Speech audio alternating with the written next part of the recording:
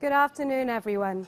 My name is Sian Morgan, and it's my privilege to be your host for this Amplify session on how technology is hijacking our mind.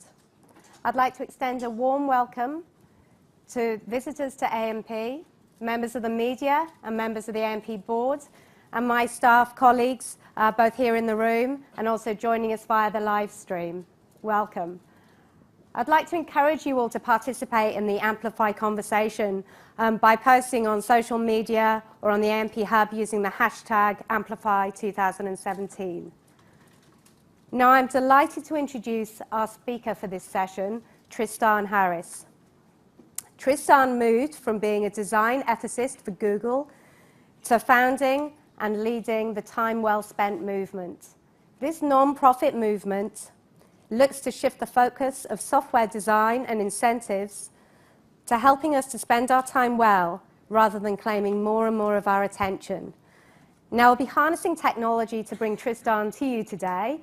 He's joining us via Skype, and hopefully he'll pop up shortly on the screen behind me. So Tristan, when you're ready, over to you. Can you see me yet? You can? Yep, we can see you. Okay, great. All right, hello everybody. Thanks for coming here, and I apologize that I'm not there in person. I had something come up. So today I want to talk to you about something that's a hidden force behind all of our lives, and we all know it. And it's the thing that's in your pocket right now. It's the thing you probably checked in the last 15 seconds or so.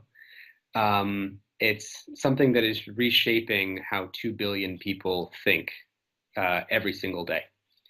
And it's not just your phone, but it's essentially how screens are shaping our attention. So my background is I was a design ethicist at Google for about 3 years. And it's a whole other story about how one becomes a design ethicist at Google. But I basically was very interested in the question of if you're Facebook or you're Google or you're Apple, and your choices will impact what 2 billion people will think, feel, and do every single day, how do you steer 2 billion people's minds? And the reason that I've spent this time thinking about this question is that when I was a child, I was a magician. And I studied basically throughout my life different ways that the human mind is vulnerable to things it does not see that are steering what it's thinking and doing. Because magic gives you this sort of universal view that evolution 1.0 means we're all trapped inside of one of these. And you cannot see outside of your own current experience. However it is that you see the world, you will never be able to see outside of the way that you're seeing it. And magicians are all about exploiting all these different aspects outside what we see. So why does this matter? Well, it matters because never before in history have such a small number of people in Silicon Valley, about 50 miles radius from where I am right now, affected what 2 billion people are thinking at one time. And it's an enormous responsibility. And what this speaks to is a myth that technology is neutral. We often hear this, right? That Facebook is just a neutral tool, and people can use it for whatever they want. You can post whatever you want. You can use it however you want. You can organize events. You can, it's a totally neutral tool. People are just people. Facebook's just Facebook. It's a neutral tool. And your phone is just a neutral tool. And Snapchat's just a neutral tool. And YouTube is just a neutral tool. And today I want to dispel this myth because these are not neutral tools. And that's actually why I left Google to create a public conversation, much like the one that we're having right now, to expose to the public the different ways that technology hijacks our minds and how that doesn't really lead to the society we want to live in or the democracy we want to live in, and how we can fix it. So first, why is this happening? So the reason technology is not neutral, is because of something that is driving where all technology is going, and that is the race for attention. No matter who you are, if you're a meditation app, if you're an addictive game, if you're a news website, if you're an accounting company, you still need people's attention to win. Everyone needs people's attention. Because what happened, as Herbert Simon said in the 1930s, when information gets abundant, the thing that's always left that's scarce is attention. It's the last finite resource. So you have to compete for attention.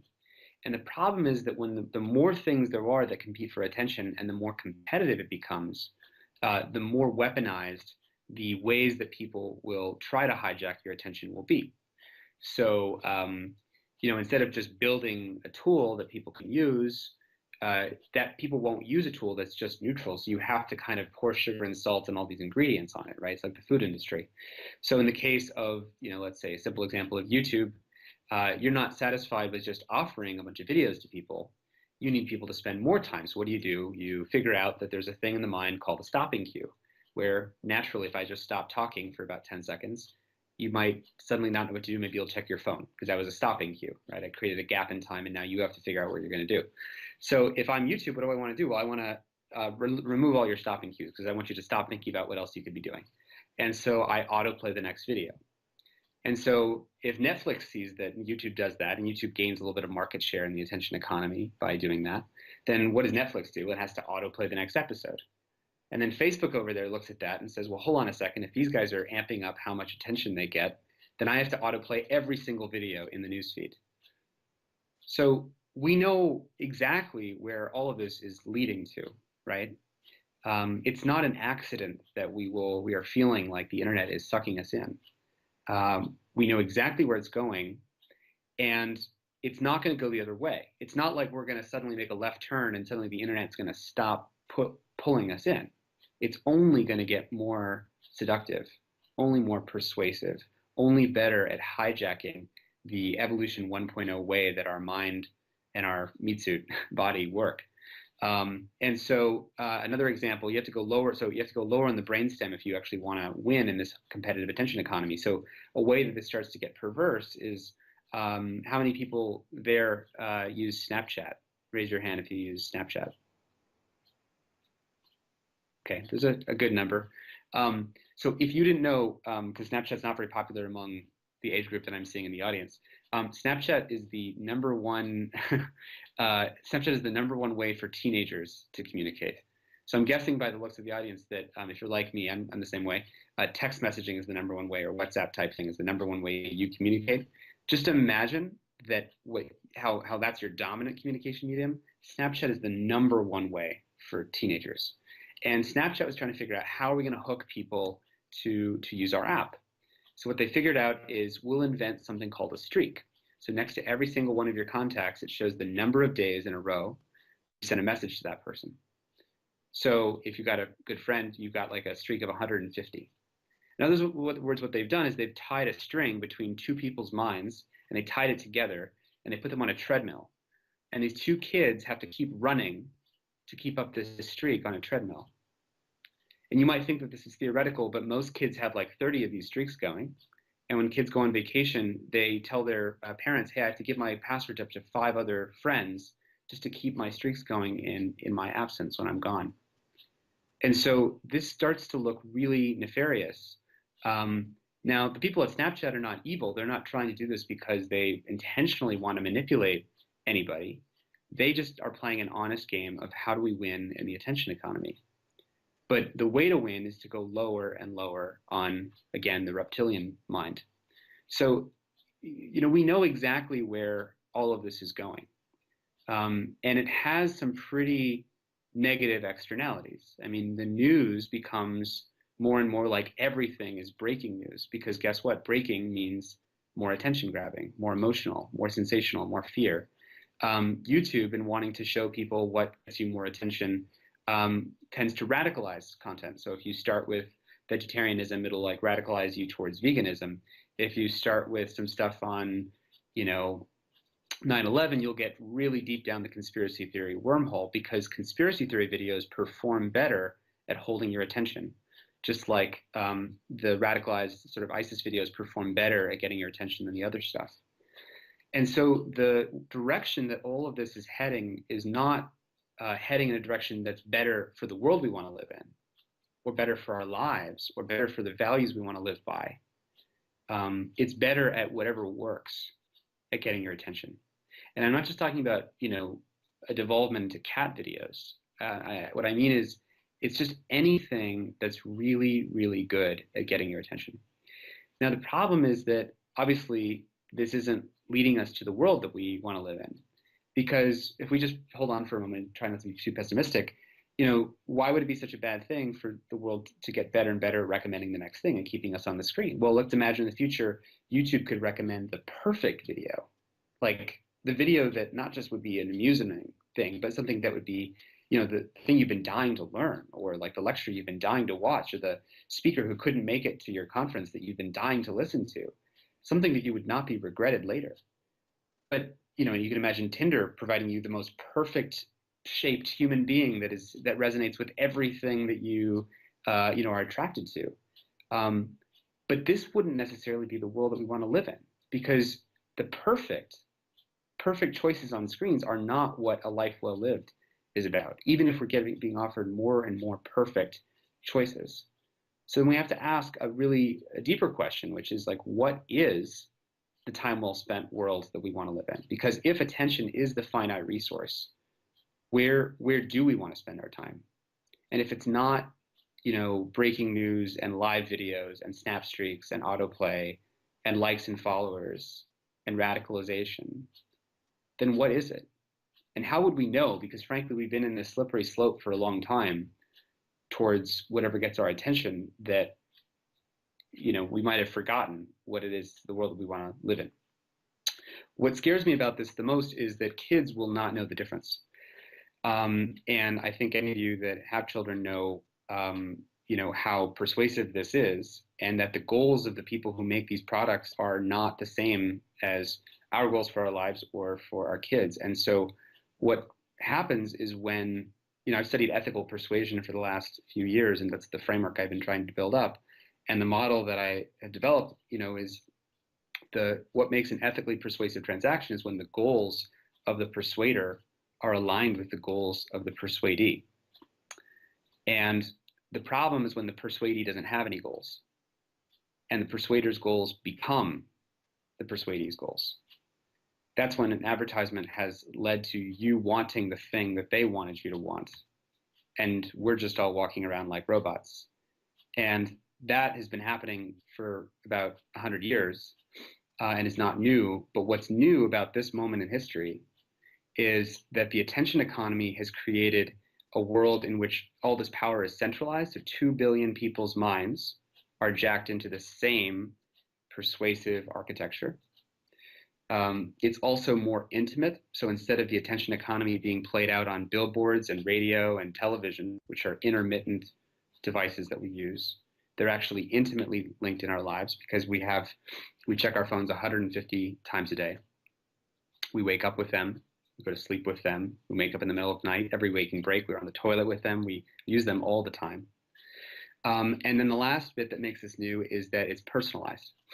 Because in the future, if the best way to get attention is persuasion, and the best way to persuade is to know more about someone and what hijacks their specific psychology in mind. That's like the perfect Tinder example, the perfect dating match, the perfect video that will work on you, the perfect political advertisement that lies to you in the perfect way. It gets highly, highly dangerous, because our mind is limited. Your mind can't see all the ways that you're being persuaded. We're all like ants, that even if you were an enlightened ant, you're still trapped inside of the ant's body and mind architecture. You can't get outside of what it is to be living inside of a human mind. And so it's only going to get worse in the ways that our technology, the environment that we're building, are overloading our mind's ability to track it. And one good example is a recent company called Lyrebird. Lyrebird allows you to take a couple minutes of audio of anyone's voice. So you could be recording me right now, and you could simulate that person's voice saying anything that you want. So forget fake news and false equivalence. We're going to be able to simulate the voice of any political campaign candidate that you want. This recently was also developed with video, with the lab in Germany, co-developed in Germany and Stanford University, where you can take audio I'm sorry, excuse me, video of a celebrity speaking, and then take your own face capture system and move your mouth in a certain way and get that person to look like they said anything. And then we have things like Magic Leap Company, which are multi-billion-dollar efforts financed by Google actually, that are augmented reality environments that are so high bit rate that in tests, when you put on not virtual reality but augmented reality, I don't know if it is like a goggles or phone or something, but when you hold out your hand and you see a little Tinkerbell fly into your hand and touches your finger, 15% of people feel their hand burn up or heat up in their finger, even though nothing physical has actually landed there. So we don't know what we're doing to ourselves, frankly. And the question I really want to prompt everyone in the world with right now is, where is this going? And, do we believe that this is going to correct itself on its own? And if you really acknowledge the forces in the attention economy to create a deeper and more profitable link between getting human beings' minds and bodies to do things or feel things or believe things attached to an unbounded desire for growth, where is the part of ourselves or our humanity or our mind or our agency or our freedom that we actually want to protect? Where do we want to go back to? What's the actual part of this that we want to protect, because we've been inside of an environment that's been doing this to us for a while? I just spoke at a conference about a week ago where Hillary Clinton was also speaking 6 or so slots later than me. She mentioned in her talk that social media had obviously a much bigger role in the election than people tend to believe in the fake news stuff. But one of the other interesting things she mentioned was that the number of minutes that were spent in aggregate on policy conversations. If you think about what is worth spending our attention on, if you're imagining what a democratic society would look like, you would imagine that some of the airtime devoted to the candidates would be dedicated to the future that we want to live in and what we actually want to create. And she said that in 2008, in the election between Obama and McCain, over 18 months, 222 minutes of airtime was dedicated to the policy of the world they wanted to create. And in 2016, only 32 minutes of total airtime over those, I think, 18 months were actually on policy. And the rest was on essentially character attacks and everything else. Okay, so I don't mean to scare you, but I just want to lay out the problem because it's very serious and we're all living inside of it. And I try to be really honest. So how do we fix this? Well, to fix it, we obviously have to get really good at diagnosing the problem. And there are a few things that are causing this problem. So one is that in the attention economy, more things want our attention than ever. So there's the YouTube star playing his songs on ukulele. There's the Snapchat celebrity wanting more followers. There's the 1,000 friends you've picked up on 6 continents over the course of your life that you're now connected to and who still send you messages everywhere you go. There's an infinite set of choices and videos and media available to you. So there's an infinite number of things competing for our attention. There's more things than ever competing for our attention. That's one of the problems we're going to have to solve, is recognizing just how many things are competing for attention. The second problem is that each one of these things wants an infinite amount of our attention. If your business model is based on advertising, you're not satisfied with getting someone to watch one video. You need them from a business perspective. Your stock price is tied to getting them to watch as much as possible. So that's the second problem, is more things is the first one, and more attention is the second one, or advertising. Linked to the second is the venture capital model, or a venture model for funding advertising-based businesses. What I mean by that is where the return on investment is not satisfied with a small growth in the amount of attention you get, but must capitalize on a exponential growth. Where that's going. So to solve this problem, we're going to have to recognize that more things want our attention. They want an infinite amount of our attention, and they're on the hook from a fiduciary responsibility perspective to get as much as possible. So how do you solve this problem? So the opportunity lies in the urban planners of the attention economy, because there's a handful of companies, notably Apple and Google, who are the urban planners of the shape of the environment that 2 billion minds inhabit every day. And the reason they're the urban planners is because they design Android and iOS. And Apple specifically is not beholden to maximizing how much attention people spend on their products. Google is not technically either. It's a common mistake that they would be. The business model is advertising, but much of it is search. So how would you solve this problem? So if you have these two companies essentially designing a Wild West for attention, a marketplace for attention, in which the way attention works is there are no conscious choices. It's just whatever works on your mind in psychology. The mistake that we've made so far is that the attention economy environment has no zoning laws. So basically anyone can put a casino anywhere and use whatever trick in the book that they want to access a backdoor to your mind and put whatever they want in, or call you over with a notification, or remove stopping cues in the app, and so on. So just like a city, a good city that would make a good city livable, you want to ask, how should we design that city to blend the needs of commerce with the needs of people? Because you've got 2 billion people's minds living inside this city, and you've got essentially business needs that want to reach those minds. And we want to create an alignment between commerce and what makes that city livable. Where are the parks? Where are the residential areas? Where are the building codes? So in the metaphor, for example, there's no zoning law in the city for sleep. So sleep is obviously something that everyone probably feels with their phones, that their phone often eats away into their sleep. And it's not because companies are evil, but we never actually isolated or created a zone for where we want our sleep to be. And so when we do want to go to sleep, none of the apps or the way our phone works in its entirety really knows that.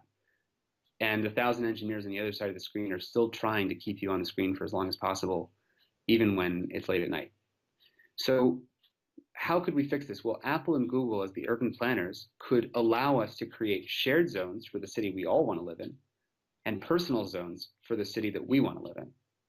So what I mean by that is you set up your zoning laws for your sleep and for your mornings and for the life that you want to live. You're almost setting up an exoskeleton for your values. And then the world fits into that.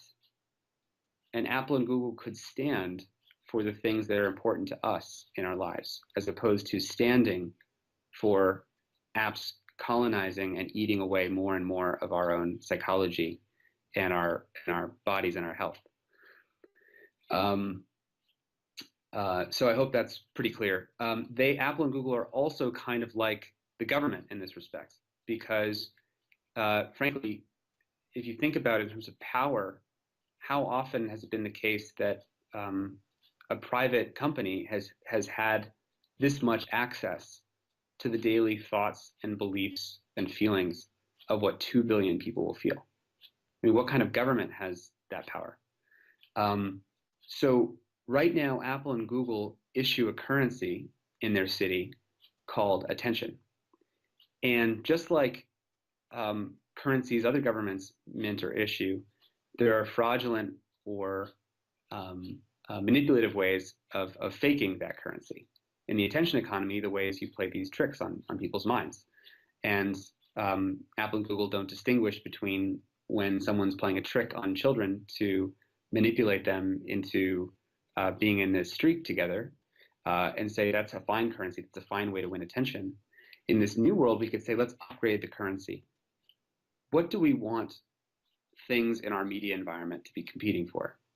Do we want them competing for attention, or do we want them competing to help us with whatever matters to us? So instead, let's imagine different currency zones. So let's say there's a zone, let's take the dumb example of dating apps.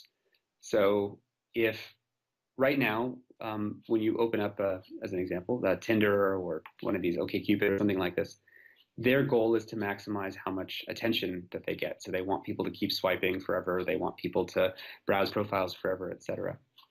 And instead, let's imagine that Apple and Google say, no, we're actually getting rid of this other currency called attention.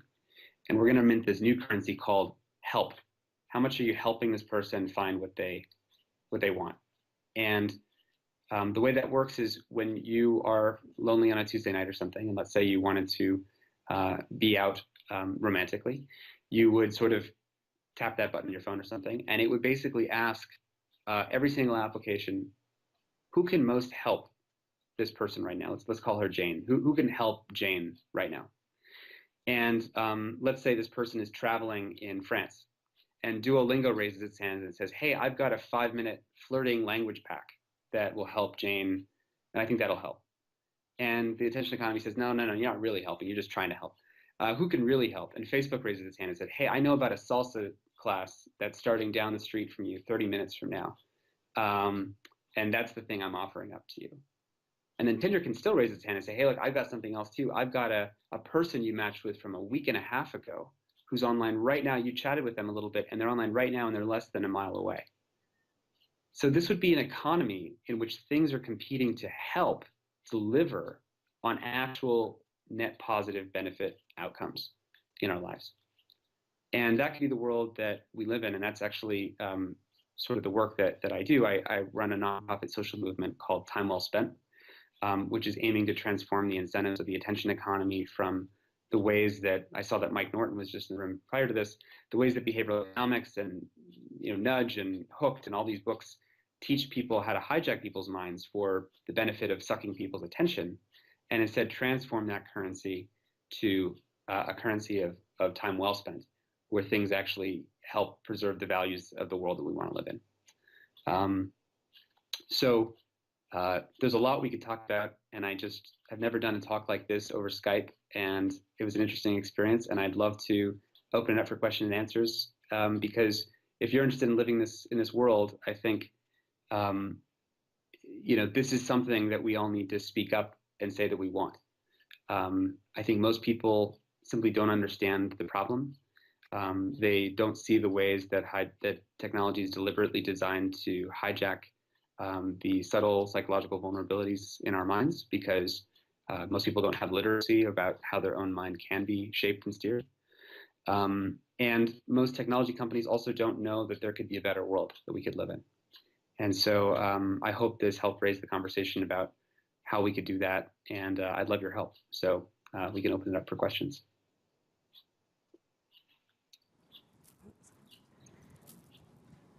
So could I ask people to raise their hands for the roving mic to come across, because it will help Tristan obviously hear your question. And when you have the mic, if you could state your name and where you're from, that would be great. So do we have any questions? One at the back. Hi, Tristan. It's Ruben Young here from AMP. Thank you. Very engaging presentation. Delivered by Skype. Thank you. Question for you is, if we're going to progress on our current trajectory, if you were to forecast sort of 10 years from now, 15, 20 years from now, if things don't change in the way you're describing they should change, what kind of a world are we heading for? And what kind of mental state do you think we are developing collectively in the world? Yeah, thanks, Ruben, for that question. Let me put it on mute so I don't hear my voice. Hold on a sec.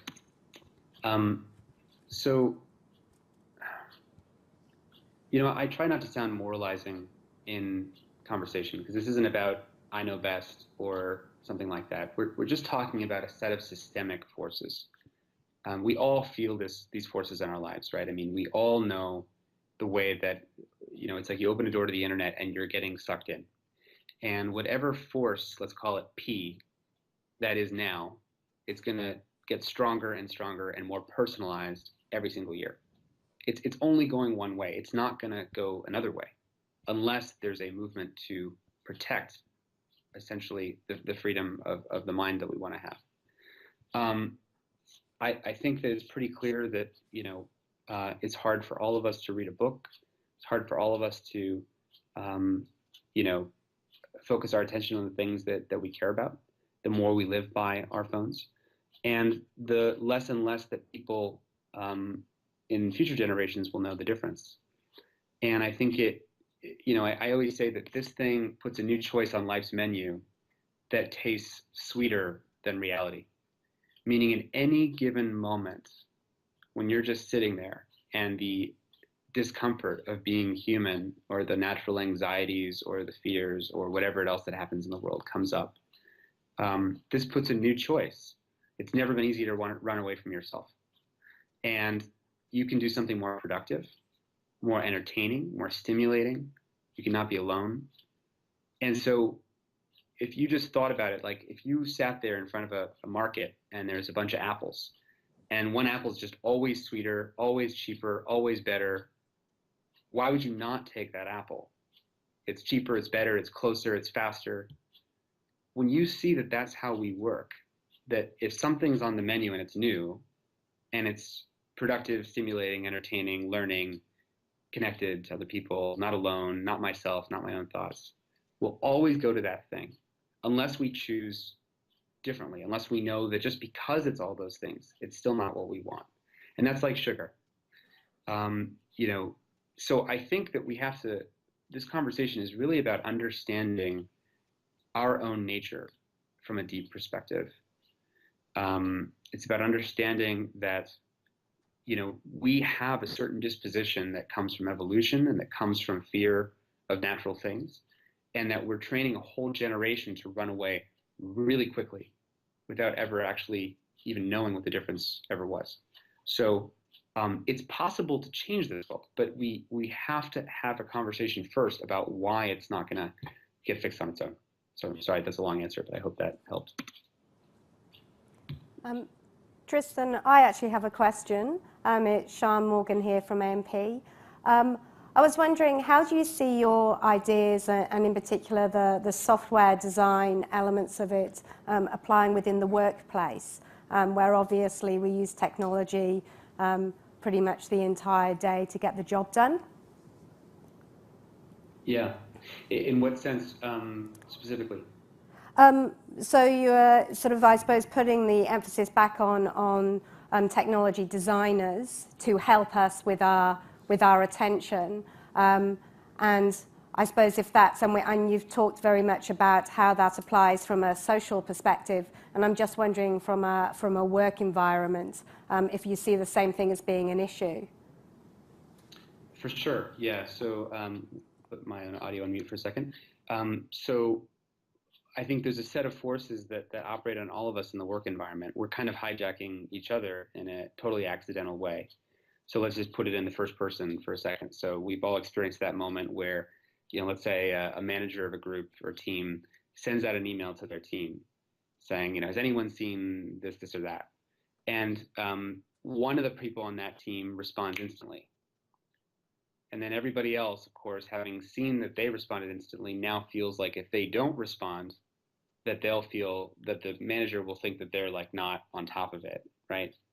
And those, when you just watch that and you see that that's just this whole construct that just appears, that's not real. It's not as if that manager wanted or needed an answer from every single person, but it's just our minds playing a trick on us that we don't want to feel we're doing this sort of social status-y kind of positioning game.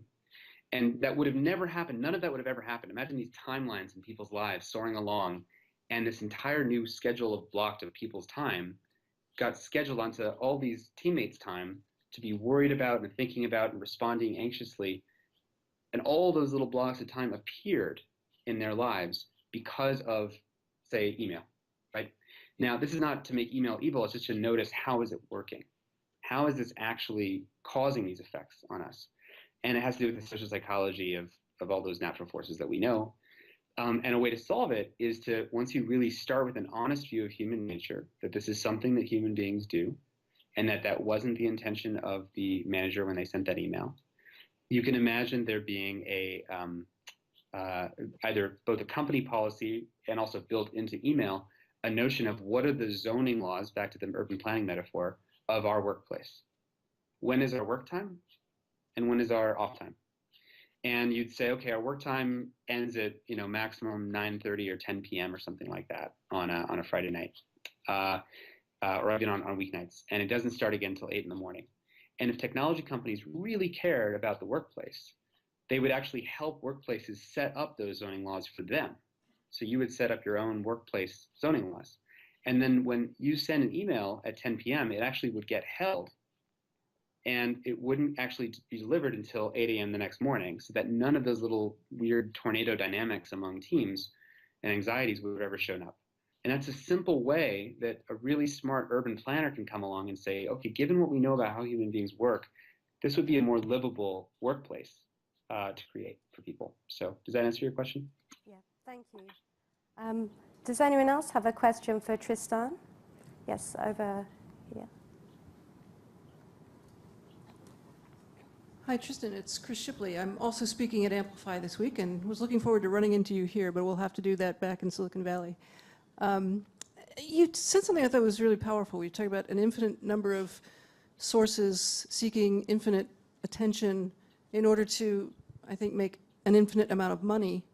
I think the real driving point there is that the reward system, the venture reward system, is to kind of reward this exponential growth with high market cap. Have you thought much about how we disrupt that economic incentive to support the kind of zoning laws and concepts that you put out? Because I do think there's this sense of, hey, listen, if the other guys shut off their email to 8 o'clock, but I can start at 7, I've got some kind of economic advantage over them. How are you thinking about those issues?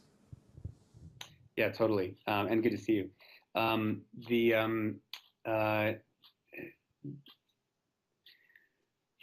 So a lot of this is game theory, right? I mean, it comes down to there being a globally, I mean, because time is a limited resource, time is the one thing, game theoretically, that if you can shave off another millisecond, you can win. And this happens in high frequency trading and financial markets.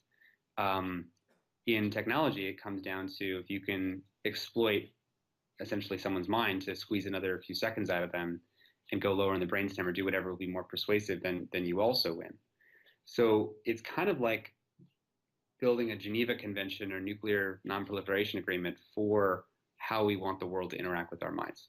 Now, you can do that at the Apple, Google level. They can set some new norms. Now, you could say that some other platform could emerge that doesn't do that, that creates a new Wild West in which there is none of these sort of zoning laws. But one way. So first of all, this is more trying to make a top-down governmental regulations type intervention. Another way is to actually prove that employees who sleep more actually are more productive and more profitable, make more profitable decisions collectively as a team and as a workplace.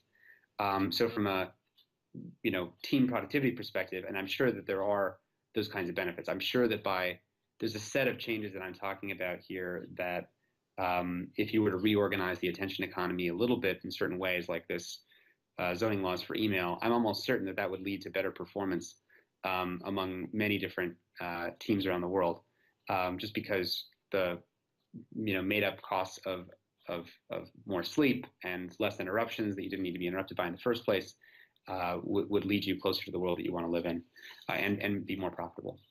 There's another set of changes that simply might be less profitable. And that's where it gets more complicated, and you would need something like a tax or regulation to set new norms. So one way to think about it as well is we are all, every single one of you and me, all living inside of this attention economy city designed by these two companies, Apple and Google. Facebook also has a layer, but it's one layer above. And we have no representation in that city. So when there's a pothole called fake news, or there's a pothole called cyberbullying, we have no way to say, hey, elected official, there's a problem.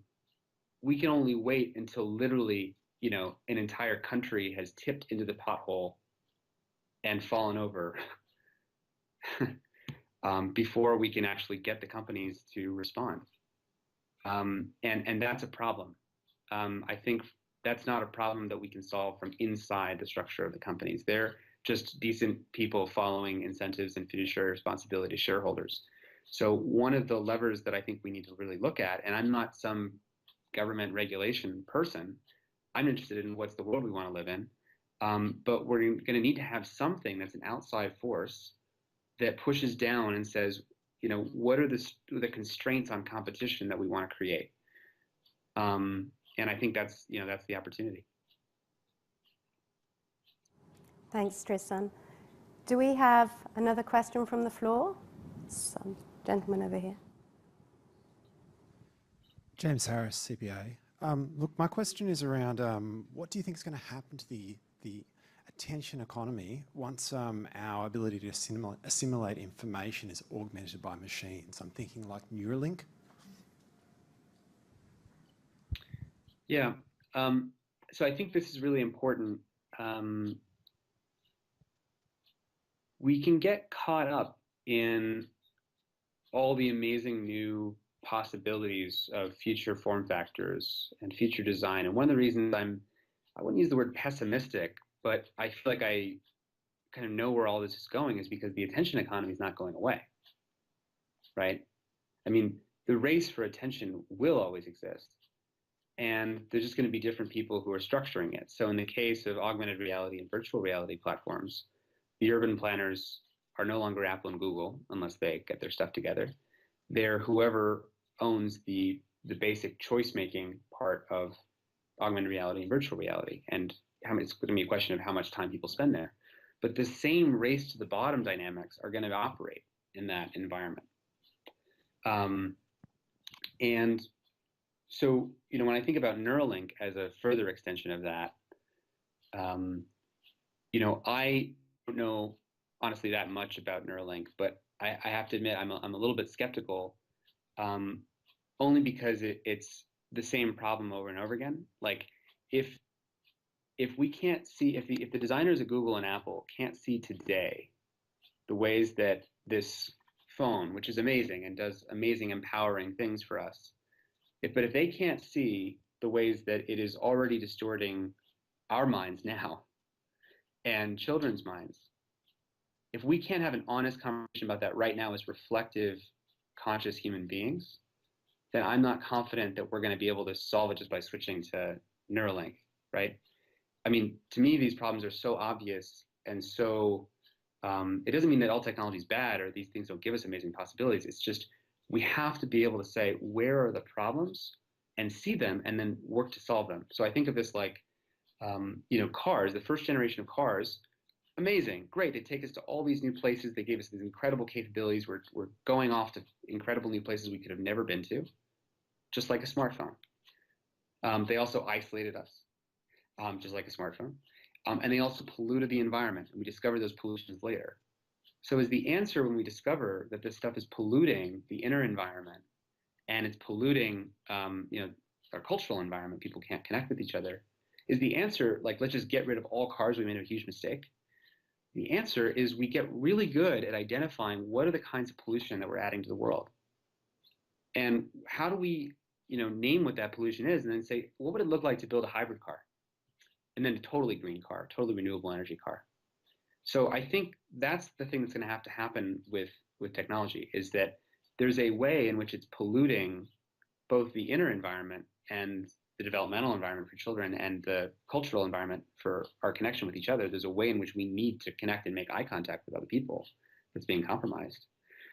And then the answer is, okay, what would it look like to naming that list of things that are pollution? What would it look like to make a green attention economy that burns clean, that helps live out something closer to what we as human beings need? And I think it's funny because we worry about the future possibility of a runaway AI and the future possibility when technology kind of manipulates our this stuff in the future because it's so smart. And what I find interesting is that this is already here. So if we can't see it now, I don't care about the future. I mean, the problem is already here, and we already have a runaway artificial intelligence agent called the newsfeed, which is maximizing one thing, which is whatever keeps you on a screen, and couldn't make a distinction between fake news and real news because we forgot to give it that goal. So the reason I'm a little bit skeptical of some of these other future possibilities is we know what the problems are.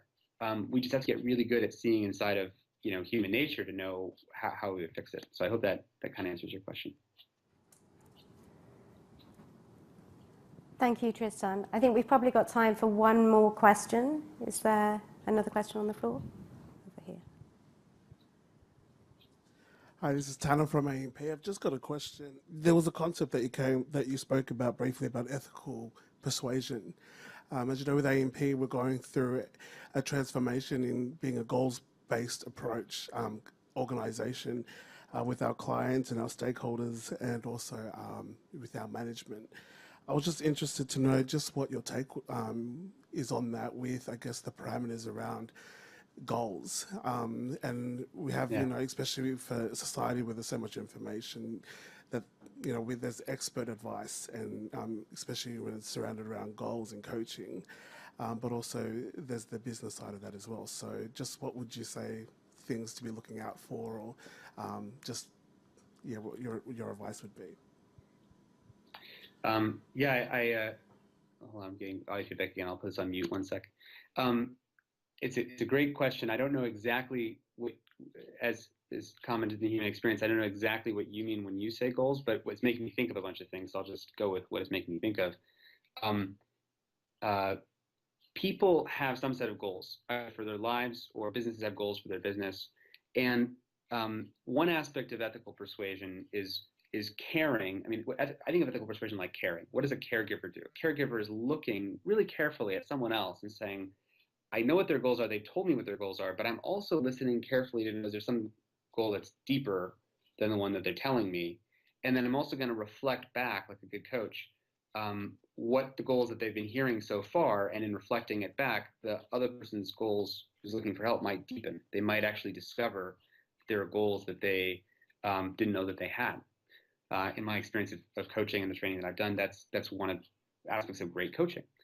And so when I think of ethical persuasion and goal-driven business, I think of it like being in a relationship in which you help your client discover deeper goals than they didn't know that they had, by reflecting back what you're hearing and seeing, and then caring about whether or not your actions together actually generate those goals. Not the marketing version where you say that you do, but the actual landed benefits in space and time where someone actually, you know, made the choice. And there's so much talk that I think of the whole internet as kind of talk in a certain way. It's kind of taken us away from making just the actual choice. And so when I think about ethical business, I think about, let's care about the actual phenomenological landed experience benefits in human life that we would know exist. And the best example of this, I'm finishing up here just because we're running out of time, but is from a TED Talk I gave a couple years ago, where couchsurfing as a business came up with a metric to measure success. And if you didn't know, couchsurfing was sort of a precursor to Airbnb, and they had millions and millions of users, and offered this marketplace for people who had a couch, who offered it to when people were coming to town to stay. And they had a membership model. And you would think, if you're couchsurfing, how would you measure success? Well, you might think it's, you know, someone looked for a place to stay, they got a match. And so you'd have a counter somewhere in the couchsurfing office that said, okay, the number goes up by 1 because we led 2 people to match with each other to send a message or something. But that's not how they measured success. What they measured was, okay, well, they asked themselves, what are our goals? We're couchsurfing. And their goal wasn't just to transactionally like link human beings up to send messages to each other. They said, like, well, what's that really about? What is people sending messages to each other about? What's about ultimately like flying to Paris or Sydney and, you know, sitting down on someone's couch and having a conversation and like really feeling like your time was really well spent. And so what they did is they actually came up with a metric to measure that, where they asked both people they estimated how many hours you would have spent together first. So they said, if you went to Sydney for 4 days, they estimated how many hours were in 4 days. And they asked both people, how positive were those hours? And then they got essentially the number of positive hours that were created from couchsurfing. And then they subtract from all that all of the time that people spent on the couchsurfing website. So if you think about it, it's like the entire internet's measured in how much time we take. And instead, couchsurfing basically said, we're going to subtract the time we take from people's lives on the screen, because that's a cost to people's lives. And what we're interested in is just the new net positive hours that were created when 2 people went to Sydney, when that one person went to Sydney to stay at this person's house, and both people had a positive experience. You got, you know, 12 new positive hours that we created as a business in people's lives that would have never existed if couchsurfing didn't do what it was about to do at work. So that's one example of, I think, this kind of design where, you know, the designers are asking about what really is this transaction about when it comes back to the human axis of value. And then measuring and delivering on that access. And I think it's going to clearly businesses that do that more frequently are going to be rewarded in the economy by in more loyalty, more recommendations, net promoter scores, and things like that. But I think this just speaks to, wouldn't this be a more beautiful world, where everyone was actually doing business like that? So. Thank you, Tristan. So I think that's probably a good time to wrap up, but I'm just wondering if you have any closing comments, anything that you'd like to say before we end the connection. No, thank you all for listening. I hope this wasn't too moralizing or also too depressing. I'd love your help. This is a conversation, and it's a movement, and it's called Time Well Spent. Check out timewellspent.io. There is a TED Talk coming out in about 10 days that will, I think, get a lot of attention. So look for that. And if you're interested, add your information to Time Well Spent. You'll see there's a couple ways to get involved there if you're in any way interested in that. So thank you very much for having me, and hope you guys enjoy the rest of your day in Sydney.